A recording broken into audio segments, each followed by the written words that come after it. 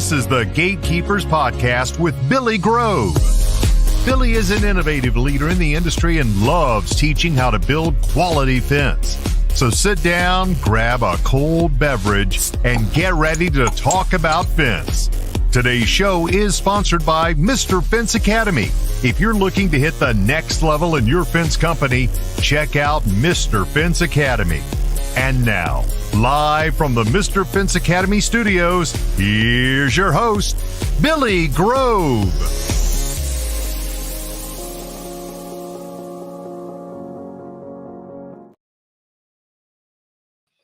Billy Grove. What is going on, everybody? How's everybody doing this Tuesday night? What's going on, Fence Fam? What's going on Facebook, YouTube, Apple Podcasts, everywhere that you can find us at? How's everybody doing tonight?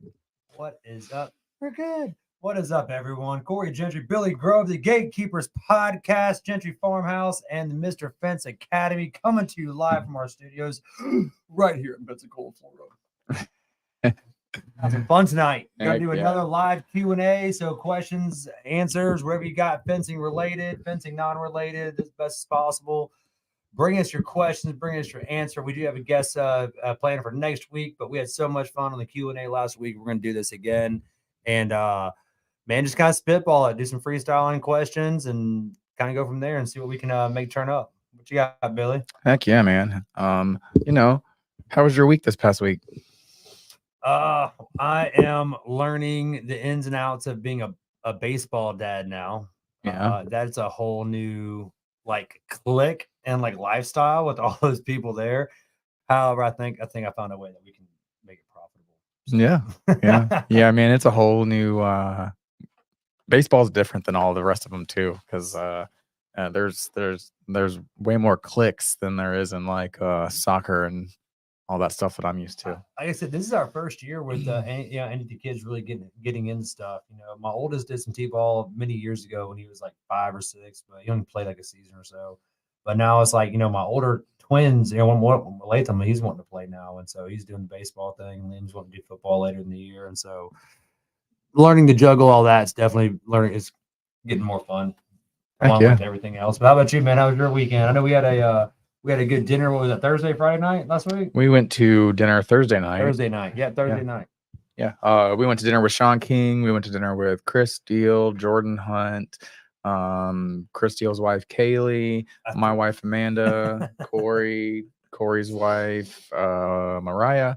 And we went to Flounders. We had a good time. Oh, it was a great time, man. It was a great time. I threw a mint. I tried to hit Chris Steele with it at the table next to us, and I totally stuck to my finger and went and hit his wife right, boom. I was like, oh shit. I was a little embarrassed because like a perfect shot to Chris and it was D-line right to her. That was fun. But yeah, man, it was a good time. And then oh yeah, look, there's my kid. He's watching. Start talking about kiddos. What's going on, buddy? Yeah, so everybody, that's my kid right there. Or right there. So after the dinner, we just went ahead and we already had a room on the beach for the weekend and a staycation plan. So we just went ahead and got a room Thursday night as well. And what's up? Oh, and so after that, we started our vacation, and then man, we had fun, dude. We went and played goofy golf. We watched a bunch. We watched a bunch of local bands. Watched one called Horseshoe Kitty. I've always heard of them. I'm like, man, that's the weirdest name ever. But they were really good. They were really good, dude. I was thoroughly impressed. With it being spring break, I've seen a lot on TikTok and Facebook and whatnot of all the spring breakers flooding Panama City Beach, and they've all got their squatted trucks and all that shit. Did you see any of that while you're at the beach? Thankfully, most everybody who comes to Florida for spring break goes to Panama City Beach. So it was a lot. There was we stayed, and our next door neighbor, I say next door neighbor, we stayed in a little old school, redone motel. Mm-hmm. And our next door neighbors were actually locals as well. Oh, right on. So we didn't really meet a bunch of people who were not from there. But we had a good time. We saw a couple live bands and just went and kind of really just walked around, man. We planned on going to the beach, but it was so damn windy, bro. Yeah. You could have surfed in the bay. It was so damn windy. The going across the I-10 bridge, going back over to Milton, like typically whenever you don't see white caps in the bay on Yeah. that side, and there's 2-3 foot white caps in the bay. Yeah, That dude. I was was good time to get your lifetime warranted fence post. Yeah, right. Perfect time for that. But yeah, man, I brought my fishing poles and I didn't even touch them because it was windy as hell the whole weekend. But other than that, man, it was a good time, bro. It was needed. It looked fun, man. It looked like a lot of fun. Heck yeah, man. I'm telling you, bro. Next time that they play during the day on a weekend, we got to get you out there on the beach. And dude, just all the songs they play are just like right in our age range. Are you telling us we're middle aged and getting old? Yeah, basically like 80s, 90s, early 2000s. So I mean, like we had a good time. They get some of the better years of music. Yeah, Gotcha. absolutely.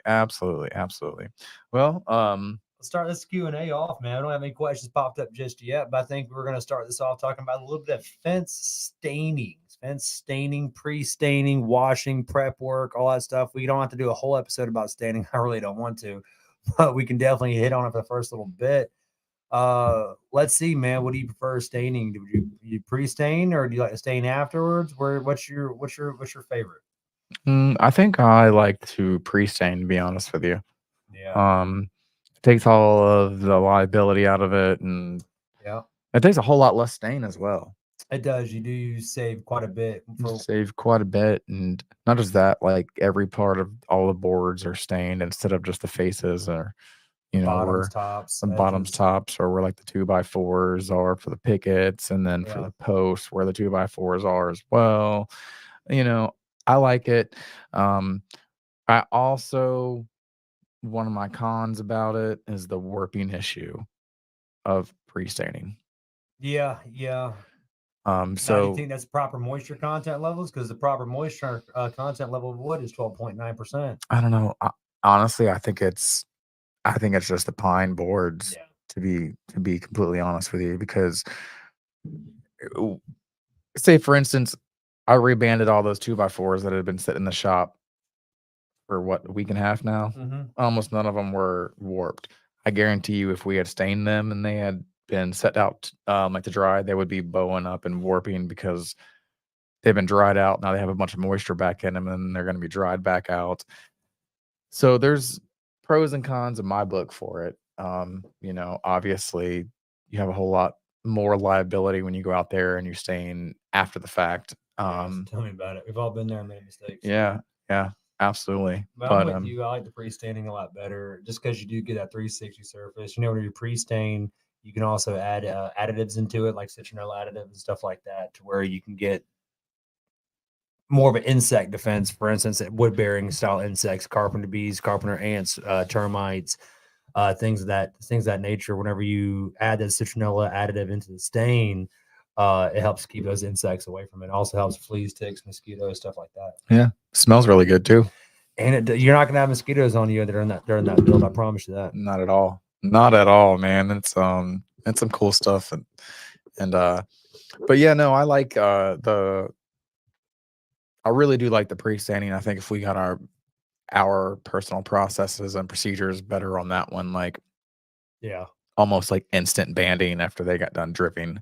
It's the proper bander, the gate, because that's one we got now. You can't go too tight because they'll pop the bands. And the biggest thing is having the staging area to dry the wood out with. That's the big thing is, you have to let that wood sit for a couple of weeks before you can stain it, let it dry out. And it's not like it's out in the sun, it's out in the warehouse. So you don't want to put it outside where it's gonna get dirty and stuff like that. So it's really a catch-22 is that, in all reality, we need to have, 500 to 1,000 feet worth of wood drying out at all times once you get serious in that pre-staining game, just to where you're not making somebody wait 6 weeks and you're taking up warehouse space. If you always have 500 to 1,000 feet worth of 2x4s and pickets set out, then and that are always being staged and dried and going through a different process.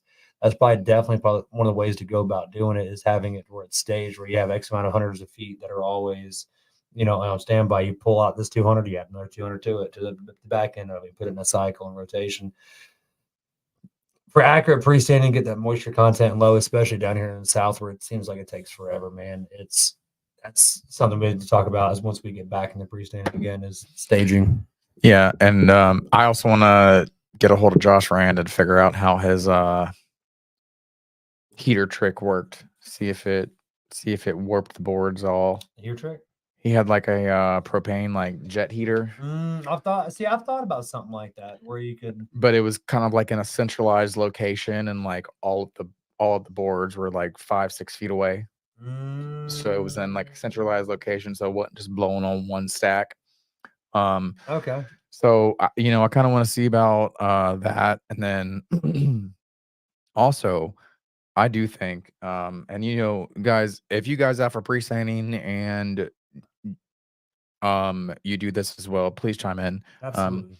I think like picking 3 colors and just keeping 3 or 4 colors as the pre-stain option only. I think that would be great because then we could dial in the process and we could fine tune it immensely versus just throwing whatever at it. And then like you said, we can have 1,000 foot of chestnut or pecan or Well, I'm not natural. saying 1,000 foot of any one color because I'd take start thinking That about would take an enormous amount of space. is to have wood non-stained just always drying out in rotation because not every job's a stain job. Right. You know what I mean? It's obviously an upcharge that you put on there. But what I'm saying is that when we get back in that process, we get our pre-stained booth rebuilt again. We can, because not every fence job is 1,000 feet. What's our average? 250, 250. 250 is our average. Mm-hmm. So, you keep, 1,000 feet upstairs or something like that, laid out and dried out where it can be, it's out of the way. It's not in the way of daily operations, but you can still be doing this thing, hitting content. Hell, put it up in the attic to where it's not up there. It's hot as shit up there. Yeah. That could definitely be something to take a talk about. Yeah. Because we had already talked about cutting the plywood so we could just access like forklift it up there. Pallet jack and forklift. And I know like you audio listeners have no idea what we're talking about, but in our warehouse on one side where all the offices are, there's a little second story like attic. So, and right now it has plywood and a like bench on it. So we're talking about cutting down the plywood so that way we can have about another 900 square foot with storage access with it, like with a forklift, and we can just put it right up there. Mm-hmm. It's options, ideas. Absolutely. So anyways, that's getting the pre-standing. Standing's not bad. You have to really make sure, standing after the fact, basically meaning you install the fence now, wait, 4, 6, 8, 10 weeks, depending on when moisture content, times of the year. There's so many different things that go into a factor in it. The time of the year, the humidity, I think the barometric pressure goes into it, temperature. I mean, everything goes in. So that's why you can buy moisture meters on Amazon for like $20 a piece. I think I got the last ones were $16, $17. I bought, and those were nice, bro. They came with like nice. A little Tiffany blue, like velvet carrying case and everything, man. I was like, what is this thing? And so a good thing with that is, so we say we have somebody who doesn't want to wait for pre-standing, doesn't want to wait for the fence to dry out before it gets built. Outstanding. Well, we'll come out there and we'll spray it. We'll go and get you installed and we'll spray it now. And then, we'll leave you with the moisture meter. And so like I said, they're $17. And whenever you get done with the build, you leave it with them. You show the customer how it works. All right, cool. You take this device, you push it into the wood just a little bit. It'll give you a moisture reading. Check it once a week in the most shadowiest part of the yard. And once it gets close to 13%, once it starts getting close to 12.9 or so in the high teens, let us know. We'll start putting on the schedule. And then at that point, it's really just a matter. That's where it kind of gets to be a pain, is because in Florida, our weather is so variable around here. I mean, it can be bright and sunshiny one minute, then tropical storm the next. Yeah, and especially during the colder seasons here in Florida, typically in the late spring, summer months, man, that fence is ready to go probably a week afterwards. Yeah. Even if it rains, the next day when it's 110 degrees outside, that thing is dry in like 2 hours. All right. Which is another part of where you get a lot of the warping and cupping is that how fast the expansion and contraction of that wood is. Yeah. So that's such a real thing. Yeah, absolutely is, man. Absolutely. But You did much better on this camera. yeah, right, right. So if you guys see, I did play with the camera earlier today. I also installed 2 more boxes of soundproofing, so that way we didn't have to get so close up on us. And I'm digging it. I'm digging it, guys. Definitely like the way it's wrapped around it, for sure. Really, really digging it now. But man, we're getting kind of slow on. Yeah, normally we my got a whole bunch of comments stuff by Yeah. now. I guess everybody had a long weekend as well. I tell you what, this is the most Friday-ist Tuesday ever. It was super fucking gloomy outside today too, man. And like it was supposed to rain today, but like, Dude, it rained in Milton all day. did it really? Dude, it rained over at our house. It did not stop until about 2:30. Off and on all day. And it was a wind and cold and rain. It was just gloomy and like it was like misty and sprinkly, and then it would rain for like 10 minutes and then it would just be sprinkling. Yeah, no, it rained pretty solid all day long. We had to keep the doggy door shut and all that, just get the wind from blowing in. Yeah. But I know that's God, this rain's pissing me off. It's messing with our scheduling so damn bad. Yeah. Yeah, man. Like it's that time of year. It's about to be freaking monsoon season next month. Monsoon and fucking we're gonna get some sort of tornado 1 week in April, like we always do. Probably. Yeah. That's funny. That customer we were talking to that we were working on this week, had mentioned that her yard kind of sits up on a hill in Pensacola. And when I say legit, a hill, I mean I'm legit. Like whenever you're in her backyard on her deck, you can actually see the south side of Pensacola. You can see some of the taller buildings off in the distance. And she said her fence, she's been there for 15 years, and this is the 3rd time she's replaced our fence with ours. I was like, bet I got you. We're gonna do metal posts with lifetime warranties and da da da da da. And then she throws me the curveball. She's like, "Oh, well, we want double pickets." I'm like, "So you want shadow box on both sides?" She goes, "Yeah, but I also don't want any gaps." I'm like, "So you legit want you and her both want the solid side?" She goes, "Yes." I was like, oh, great. I was like, well, that's not a problem. We can definitely do that, but normal posts and stuff like that aren't quite rated for that. So what we ended up doing was 6-foot centers on every post. No, 4-foot centers. Or 4-foot centers on every post. And a post every 4 foot. And if you look at the old Postmaster spacing and depth ratio, I want to say that her fence line now, like 120, 125 mile an hour winds is where her fence is now rated at. 4.5 feet deep on 4-foot centers. That one line, she said, that is the one line she's replaced. This will be the 3rd time it's been fixed. I'm like, well, let's throw a couple extra $100 at it, and let's make sure it's the last time. Yeah, absolutely. It looks good, man. Our sub crew, Brad, and they knocked it out. A couple of errors here and there, but overall, it looks decent. Yeah, absolutely. It looks decent as hell, man. Let's see. What else we got on the docket, my friend?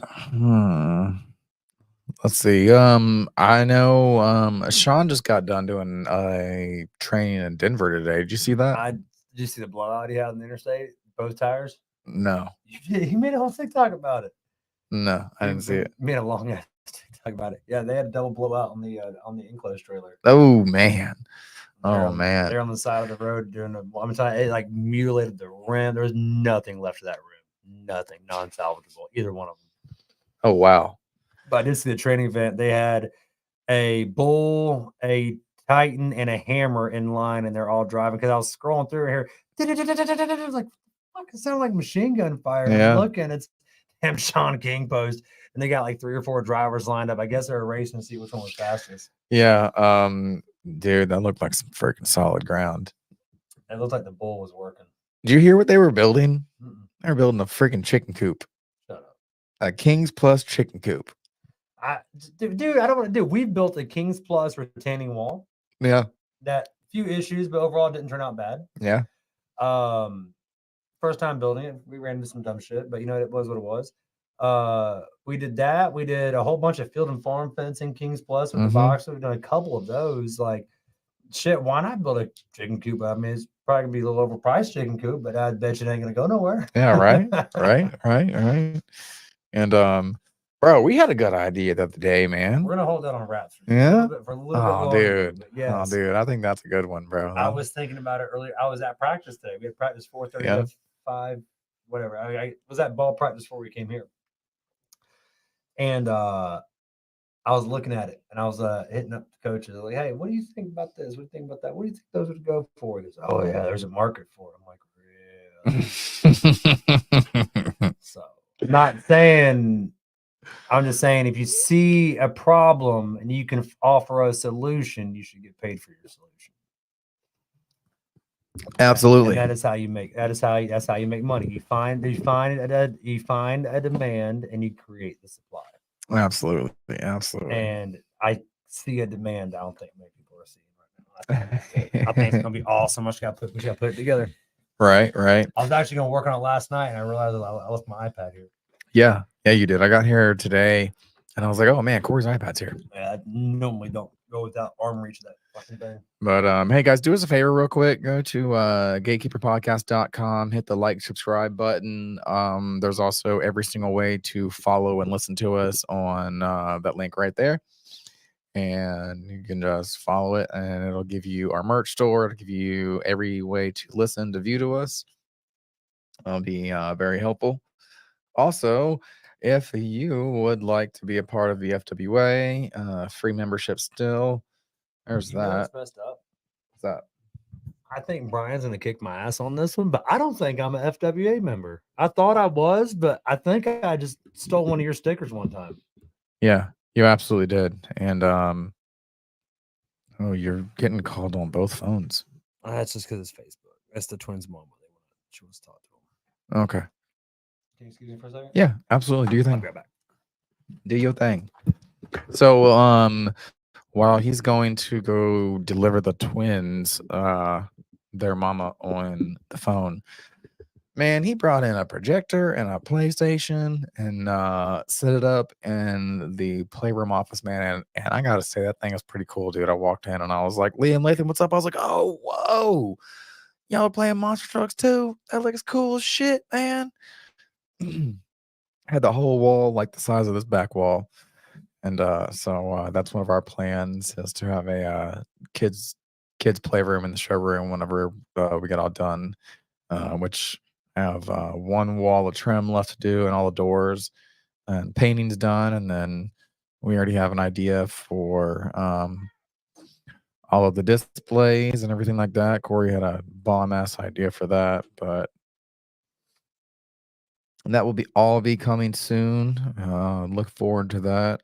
Any of the manufacturers who might be watching, if you guys want to give us a call, I'm super interested in maybe supplying your product as well, because we will be opening a full-blown retail store as part of our plans, and I'm super excited about that part of it.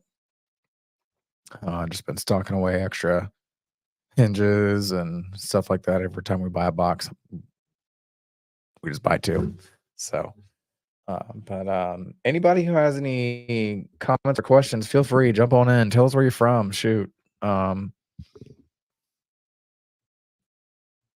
Excuse me, I had to burp. But yeah, we are doing a live Q&A. So guys, we had super success with it last week. We're a little bit slow with it this week, so feel free, go ahead, don't be shy, jump on in, tell us where you're from. Ask away. It doesn't like necessarily have to be fence related. It could be, personal ish related. We're not going to delve too deep into personal lives, but yeah. Right.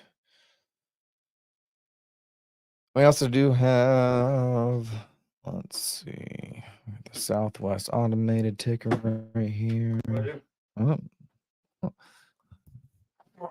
Silas says, I'm from Florida. Are you from Florida, Silas? Which part of like Florida are you from, buddy?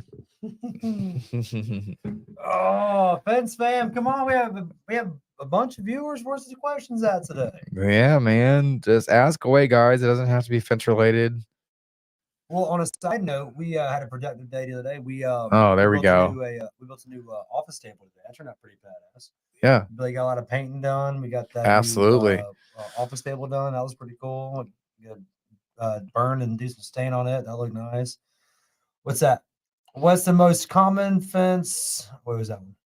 All right, so we got a first one.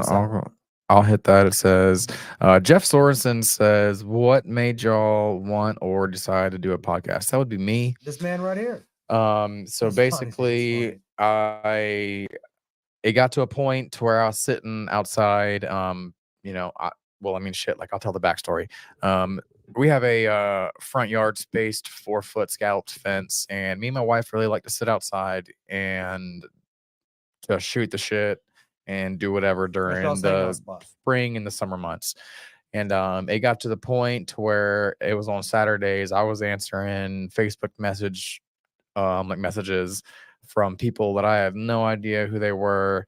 And it was like 10 or 12 on there. 10 or 12, 13 a weekend. And it got to the point to where like my wife was like, okay, are you really still talking about fence? Like it's like 9:30 at night. And I'm like, yeah. Yes, babe. So I realized like, hey man, there might be a need for this. Like not to like toot my own horn or anything, but like there might be a need for, not just super business related fine or like back end business related things. Like let's talk about everything. That's what kind of happened. And then I started going live in the fence groups, like at least twice a week to kind of get my feet wet to see what would happen, how the feedback would be.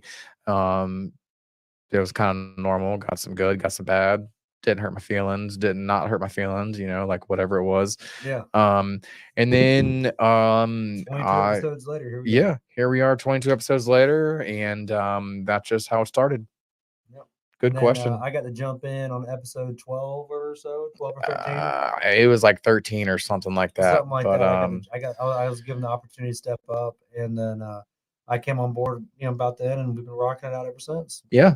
It's a lot of fun. It is. It's a lot of fun. It's getting to have the fence without the fence. So that makes sense. Yeah, absolutely. And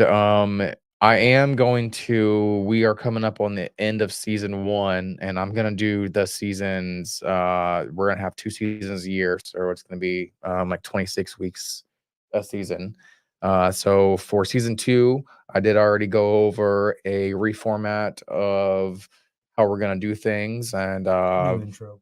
I've already, what's that? New intro. A new intro? Yeah. All right. Well, $100. It's not that bad, right? No. Yeah, no. But but I've already revamped on, kind of like the scheduling thing on what we're gonna do for episodes, and we're gonna mix it up for you guys, keep it fresh every week. I do like that, yeah. And I've already done that. So Corey says he wants a new intro, so we'll get a new intro. Yeah. No. Well, I mean, like, to be fair, that intro was made before you were fully a part of it, and it did cost $100. So I was kind of like, we'll use it until it's time for a new one. But no, my shout out to Mr. Producer, because I'm sure all I have to do is just email you what I want changed, and please tell me it won't be $100. If it is, we'll handle it. Yeah, but we're in a rush. We're just not yet. Yeah, no. So we have some cool things planned for season 2. So of course, you guys stick around. Go to gatekeeperpodcast.com. Like, click, follow, subscribe, all that stuff. And we'll get on to question number 2 right here, because after we asked, we got a bunch of questions. Thank you, guys. All right, Corey, take this one. What's your most common fence you're selling? Mr. Corey Bigelow. Ooh, no, I'm just kidding.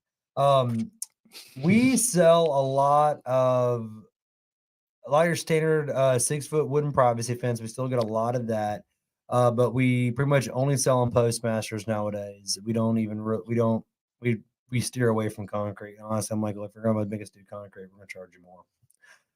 Just because it's inefficient to mess with concrete nowadays. So a lot of what we're selling is 6-foot wood privacy fence on Postmasters. We're mixing it up now and doing black Postmaster post. Those are pretty cool. We got a couple of those floating around. We've done 2 jobs of those this last couple of weeks. And they look sharp. They look very, very sharp. They look real sharp. We've been hanging and banging, brother. We've been hanging and banging, brother. There we go. I almost forget that's there. Brother. But I tell you what, man, our name and our vinyl work has been our reputation in vinyl has definitely been catching up with us. And I want to say, so I think I've gotten like 10 leads of vinyl in the past 3 weeks. So Dude, vinyl is picking up, and that's one of the things that like Chris and I talked about at the dinner Thursday night. Is he getting a lot of vinyl requests as well? Not just that, but since both of us have started routing our own posts. Oh, is he doing his own too now? He's doing his own too now. Oh, good for him. And he has the thing that we want. No. He has the thing that we want, and he says that it works perfectly. So, well, I saw something else too that I wanted to show you as a box. Is it the one from that you saw? Yes, but I think that's going to cost us $250 to make. I don't know. He's on the table we made. I saw it. But no, so I mean, like we were talking Thursday and we were kind of on both the same page. Like, fuck some of these major distributors, and not really fuck them, but well, it's not. No, it's such a massive price difference if you buy from some of these other like guys in bulk, like a non-routed. It's ridiculous, and it actually makes vinyl easy to sell in our like market. It definitely makes it a lot easier to sell because your post price dropped tremendously when you start buying full pallets and buy full trucks, and you take the extra step, and now you're starting to router your own post. And we've done one job now where we routed them out by hand without a template. It's like, all right, this works, but we can be better with it. And it's not like, oh, well, fuck this company, fuck that company. It's not what it is at all. I think it's more so it's a matter of growth. Once you get to a position to where you can begin to have the storage capabilities, the capabilities to router, to do all this stuff. Once you have the capabilities to start buying in bulk and doing it that way, it's definitely starts breaking that threshold where you can start making vinyl a lot more competitive price, just because you're getting it for $5-6 cheaper per post. And now you start talking about the driven system where you do throw in another 8-foot Schedule 40. You do have another $10 of vinyl, or sorry, of donuts. It does get a little costly with vinyl, but if you can start finding ways to make your process better and cheaper and more efficient, and it's not like, oh, we're gonna buy in bulk and it's gonna fix all of our problems. Like, no, but once you've had the trials, you have the errors, you fix the learning curves. Buying in bulk and vinyl definitely does bring the price down, and we've learned that firsthand these last 2 shipments we've done, to where we've bought in bulk for particular jobs, but never just bought. Hey, let's drop 10 grand for us. Yeah, let's do it for us. Let's have it on hand. We can route them how we need to route them, and we don't have to do a 6-week turnaround time for ordering or a 4-week turnaround time. We can knock this out in 10 days. Yeah. So that's where we're at now, is trying to buy more vinyl where we can offer. And then as soon as it happens, I shit you not, the moment it happened, we start buying, somebody wanted something custom. God damn it. Now we got to order again anyway. Yep. But I will say it took me 3 posts to get it perfect. What's that? Oh, the routing? Yeah. It wasn't bad at all as far as it. Once you get the curve down, it's not bad. I was really talking about the measurements because I was using a Sharpie, and like it was the easiest to use on that white vinyl since it was brand new, and it was like extremely slick and smooth. Like, it was the easiest to use. And like I figured out my exact measurements to where you cut all the Sharpie out. Took me 3 posts, but I got it good. Yeah. Miss Susan, what is up, Miss Susan K. Worley? I'm so glad to see your name pop up every week. You are like one of our MVPs. Every week you're on there saying hey. So hey to you, Miss Susan K. Worley. How are you doing this week? Thank you for adding me to the Demo Days email, because I totally missed that meeting yesterday because I did not get the email. But thank you for that. And we need to have you on the show again. Let's have you in 2 weeks. 2 weeks. 2 weeks. 2 weeks. There she is right there. There she is. I got you, bro. So yes. Thank you. Not a week from today, Tuesday, because I've got somebody in line for that already, or we have somebody in line for that. But 2 weeks from Tuesday, Miss Susan. See if you can work us in your schedule. I know you're a very, very busy person. She is very much so. I saw the picture that Brian shared of the Demo Days website, and then her in the background with her holding her like headphones or her ears or whatever. She looked really stressed out. I was like, oh man. It's probably Ooh, with all this dumb shit. Yeah, it was like that. I was like, oh man, there must be a lot going on. But yes, no. Adam Sims, he said in the group message, Brian has me losing my mind. Susan K. He says, Susan K. Worley says, Brian has me losing my mind. For anybody who doesn't know who Miss Susan K. Worley is, Billy, would you like to give? She is Susan. Consider her own. She's part of. So yes, she is part owner of Southwest Automated Security Products, which has a really cool website. Guys, if you have not went to their website and seen what they have to offer, I just dropped it right there on the ticker. They offer a lot more than just gate operators. I was extremely blown away when I went to their website and like looked around. They offer a lot of different stuff, man. You want to know who else offers a lot on their damn website? It's to a point, it's almost overwhelming. Is fucking Modern Fence Technologies. They've got so much badass stuff on there that, but we've just bought another. What's the website again? Modern Fence. Modern Fence Technologies.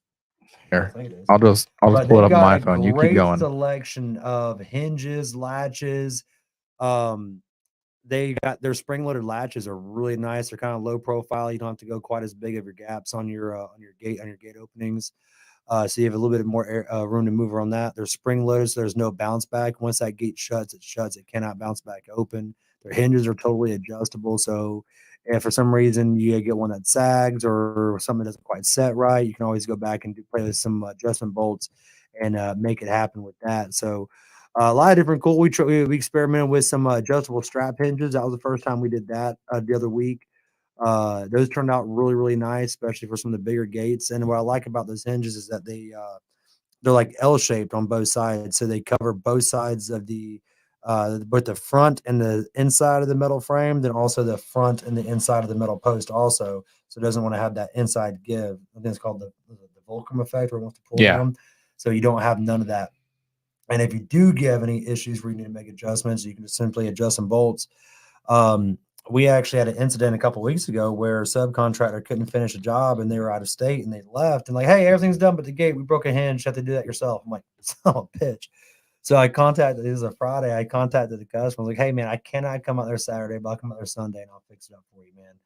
I got out there Sunday. The customer's built his own gate. I'm like, son of a bitch. I've never seen that in 5-6 years doing this. I've never had somebody just build my own gate. Well, he is a structural engineer for the Army, Air Force, but yes, Air Force. was a structural aviations engineer for the Air Force, and he was a very smart, cool dude. If I show up there Sunday, I'll be damned if he went and bought hinges and hung his own gate frame. I was like, dude, I have your badass adjustable hinges here. I just couldn't get here on Saturday, and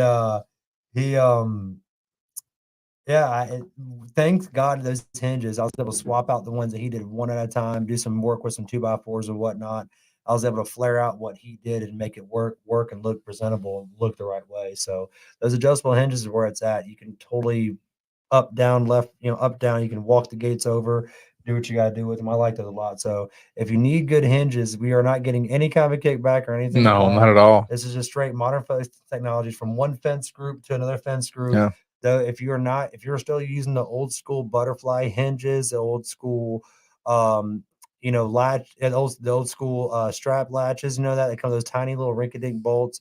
Oh, and you can even tell them what kind of screws you want. We did get metal screws this time, right? I didn't take the Tyler. But you can get metal screws or wood screws that come with it either or. So that's very, very neat. Yeah. Ooh, there it is.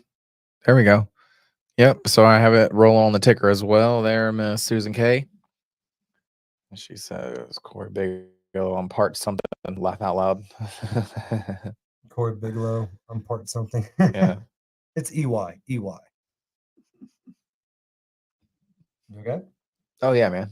Strap and butterfly hinges have a purpose, but Is that Susan K. Strap and butterfly hinges have purpose, but I'm with y'all on the adjustable hinges for sure. Absolutely. Especially when you're dealing with the residential market, because you're always trying to find ways to set your stuff apart from other installers. And so if you can tell them, hey, absolutely, our gates are going to cost a little bit more, but here's what you're getting. You're going to get this hinge right here that will be totally adjustable with you in time. So no matter what kind of movements your fence have, expansion, contraction, it gets sun dried out, whatever, even though it is, a metal gate frame, metal post, everything, metal hinges, even though it's all metal, things do sometimes move, things adjust, things settle. It's your house settles. That's why they creak and pop and temperature changes it all. Right. And the fact that you can offer them and say, hey, here's this adjustable hinge. And now you can, if we have any issues, call us. We'll come back out. We'll adjust it and you're ready to rock and roll. Yeah. It makes giving that extended warranty so much easier. Now, I will say, if you're doing the old school route and you're building wooden gate frames, the ones that we're talking about are a little harder to use. A little bit. They can still absolutely be used in an application because of the way they are, but you're going to find, because they'll still wrap around a 4x4, no problem, but wrapping on the inside of a 2x4 might pose a little bit difficult.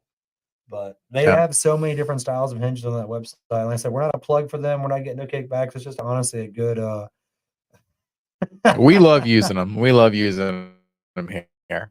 But all right, we got Sean King says, "What's going on, boys? What's going on, Mr. Sean? I hope your training was wonderful in Denver. And have you figured out a way to not freeze your water lines in Bentley tonight?" And again, thank you, Mr. Sean King, for sponsoring the show tonight. Our new soundproofing. Thank you, sir. Yes, yes, thank you, sir. Now we've moved the camera back. We got a better angle. Looks a whole lot better. Thank you, sir. We very much appreciate it. Absolutely. And if you guys are looking to change your fence game, guys, I'm really serious about this. It's not even just because he sponsored us. The Mr. Fence Academy is the way to go if you are serious about changing your outlook on fence installation, fence business running. Give Mr. Fence Academy a try. All right. Absolutely. Yeah. Sounds really cool, especially you don't know the whole company is employee owned. Is it really? Which company? Southwest. Yeah. My Southwest Automated Security She talked about that whenever she was on her podcast. Bro, dude, there's been so many. Like I told you, like I went to Bobcat the other day and I saw the Texarkana fence and I was like, no way, Keith Pate has been here. Yeah, but then I was like thinking about it and I was like, he absolutely told us that he came to Pensacola to build the Bobcat fence. And I was like, yeah, man. So, dude, it gets to a point where, all of them like blend together and all that stuff. So. But, well, I remember that especially because that was one of my very first interviews was with Miss Susan, and so I remember I took a shit ton of notes that day. Oh, did you? Yeah. Did you? That's awesome. Corey Bigelow, thank you. We're rolling with it. Corey Bigelow, that's it. There we go, baby. There we go. Like Corey Bigelow, American. We're just playing, bro. We're just playing. But hey, guys, while we're just still sitting here waiting on some questions, I will go ahead and we're still looking for fence signs, y'all. Come on, man. We got 4, and one of them is my own, and the other one I've had for a long time. Yeah, one of ours. Or we've had for a long time, guys. We've had there's 3, and then here is the OG. Why I'm sitting in this chair right here today, fence sign. That's the old one. See, your first fence signs were just like my fence signs. We used license plates because they were fucking cheap. No. I bought these for my truck. Oh, this is not actually a fence sign. I found all of mine were those little ones. That's right, get the small ones. Yeah. So I found a company that would make license plate signs for like $5 a pop. And so I went through and I order 25, 30 of them at a time. And so we used license plates for fence signs for the first couple of years. Well, I mean, these are complete color printed. Like there's no vinyl on that. That's all color printed. I loved it. This is why I'm sitting in this chair today right here. This is my first company. And so there we go. We got Performance Fencing LLC. That's Antonio Curtis. Thank you, sir. We've got Next Level Fencing. Devin Van Buren, Kevin and Steve. Devin Van Buren. And of course, we've got Mr. Sean King and the Mr. Fence. We have one of the Mr. Fence signs. I actually dug that out of my office from forever ago. I stole that. I took it when we were was gifted it last time we were in Indiana. I gave one. Absolutely. But, But in all reality, not just trying to be, talk about Mr. Fence Academy and just saying, oh, what's cool because it's cool. It really, if you've never been to a training event, I've participated in 2 of them. And I've been to 3 or 4 of them. I went and stopped by one and hung out and talked for an hour or so, then I had to leave. But if you've never been to a training event, it's not just one thing that you're going to learn. You're going to learn. It's not even the actual lessons that you take away. There's the little aha moments, or like what Sean calls the little golden nuggets. There's the little things that you take and that you can use in everyday life that you never would have thought of. That's going to say that, like, damn, if I change this one thing, I can eliminate an extra 200 steps out of my fence building time. Well, how much time does 200 steps take out? Oh, that takes, you know what I mean? You find so many different little nooks and tricks and stuff like that that can absolutely be profitable, and if you just apply them and work them. you know what's cool? What's that? I was at the training where he came up with the well, I mean, not came up, but he coined the phrase pennies make babies and babies make dollars. That's right. And then he made it into a like shirt. That was at the Tennessee Stain and Seal training. That was hilarious. I remember him like saying over his little lapel mic that he had like speakers on, I'm gonna make that into a shirt, and lo and behold, it became a shirt, and then it became a whole stain. It was fun, man. It was fun. All right, so Corey Bigelow says, if Keith Pace won't send you one, it's a short trip up to the Bobcat dealer.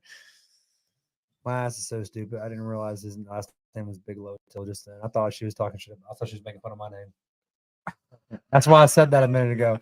I did. I can't read for shit. I ain't got my glasses on. I couldn't see the name. I even moved everything to give I you don't got my clear, I can see like it now. clear use of the computer. I didn't. Like I thought she today. was talking shit about using my name as Corey.